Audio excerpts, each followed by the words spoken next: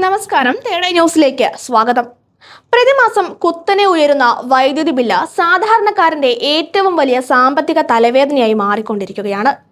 കടുത്ത വേനൽ ചൂടിൽ നിന്ന് രക്ഷപ്പെടുവാൻ എസിയും ഫാനും ഫ്രിഡ്ജും അടക്കമുള്ള ഗൃഹോപകരണങ്ങൾ ദീർഘസമയം പ്രവർത്തിപ്പിക്കേണ്ടി വരുന്നത് ബിൽ കുത്തനെ ഉയരുവാൻ കാരണമാക്കുന്നു.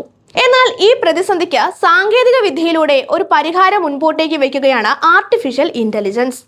വൈദ്യുതി ഉപയോഗം കാര്യക്ഷമമായി നിയന്ത്രിച്ച ബില്ല് കുറയ്ക്കുവാൻ സഹായിക്കുന്ന AI സംവിധാനങ്ങൾ ഇപ്പോൾ വ്യാപകമായി പ്രചാരത്തിലേക്ക് കടന്നിരിക്കുകയാണ്.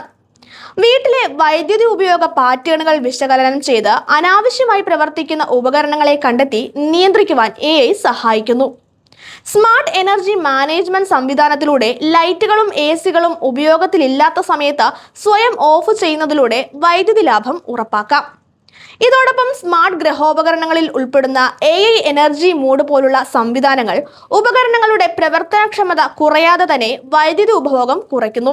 ഉദാഹരണത്തിന്, ഫ്രിഡ്ജിന്റെ ഉപയോഗരീതി വിലയിരുത്തി കംപ്രസറിന്റെ പ്രവർത്തനം AI ക്രമീകരിക്കുന്നു. ഡിമാൻഡ് ഫോർകാസ്റ്റിംഗ് സാങ്കേതിക വിദ്യയിലൂടെ വൈദ്യുതി നിരക്ക് കുറഞ്ഞ സമയങ്ങളിൽ വാഷിംഗ് മെഷീൻ പോലുള്ള ഉപകരണങ്ങൾ പ്രവർത്തിപ്പിക്കുവാൻ ഉപഭോക്താക്കളെ പ്രേരിപ്പിക്കുവാനും AIക്ക് സാധിക്കും. കൂടാതെ സ്മാർട്ട് മീറ്ററുകൾ വഴി ലഭിക്കുന്ന തത്സമയ ഡാറ്റ ഉപയോഗിച്ച് വൈദ്യുതി ഉപയോഗം കൃത്യമായി നിരീക്ഷിക്കുവാനും നിയന്ത്രിക്കുവാനും സാധിക്കും.